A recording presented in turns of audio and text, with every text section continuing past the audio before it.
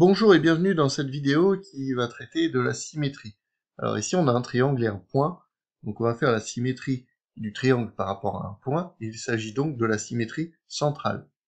Je vais commencer par faire le symétrique d'un point du triangle, d'un sommet du triangle, par rapport au centre de symétrie O, et ensuite on va voir les incidences que ça a sur le triangle quand on fait la symétrie de tout le triangle. Alors, on sait que pour que deux points soient symétriques par rapport à un centre de symétrie, il faut que le centre de symétrie soit le milieu du segment. Donc ce que je vais faire, c'est que je vais tracer la demi-droite. Je vais partir de C, là, ici. Et puis, je passe par O. Et puis au compas, je vais choisir le compas, j'aurais pu prendre la règle. Et je vais pointer la mine du compas en haut. Et puis passer par C.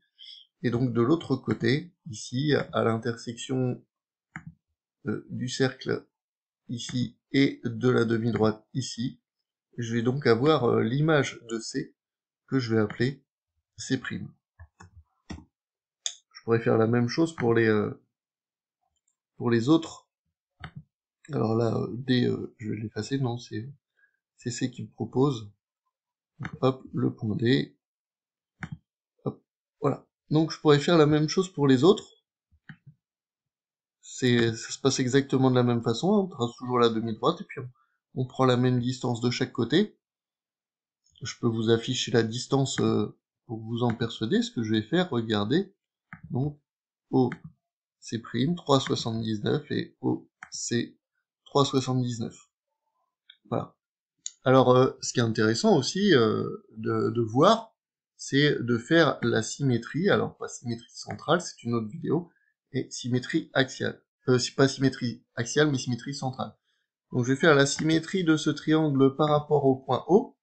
Voilà, vous voyez, bah ici ça retombe exactement sur la construction que j'avais faite. Je vais profiter pour enlever le cercle, et puis enlever la demi-droite. Voilà. Et en fait, notre triangle, il est parfaitement symétrique, c'est un retournement de A, B, C. Donc on voit qu'ici, O est donc le milieu de AA', de BB' et de C'. Alors maintenant, si je fais bouger les distances ici, vous voyez, la symétrie, elle bouge en même temps. C'est-à-dire que si mon point A, il est à une autre distance de O, eh ben le point A', il va bouger aussi. Et même chose pour tout le triangle. En fait, mes deux triangles symétriques bougent en même temps. Il y a un cas particulier qui est bon à savoir. Regardez, hop, si mes deux triangles, en fait, si le centre de symétrie se situe à l'intérieur du premier triangle, eh bien le centre de symétrie va se situer à l'intérieur du deuxième triangle. Et vous voyez donc les distances entre OC, le centre de symétrie et le point C, reste la même de chaque côté. Donc on est bien sur le cas de symétrie. Alors quant aux propriétés de la symétrie axiale, ce qu'il faut savoir, c'est que la distance du premier triangle ici et la distance du deuxième triangle ici, vous voyez là j'ai 6, hein.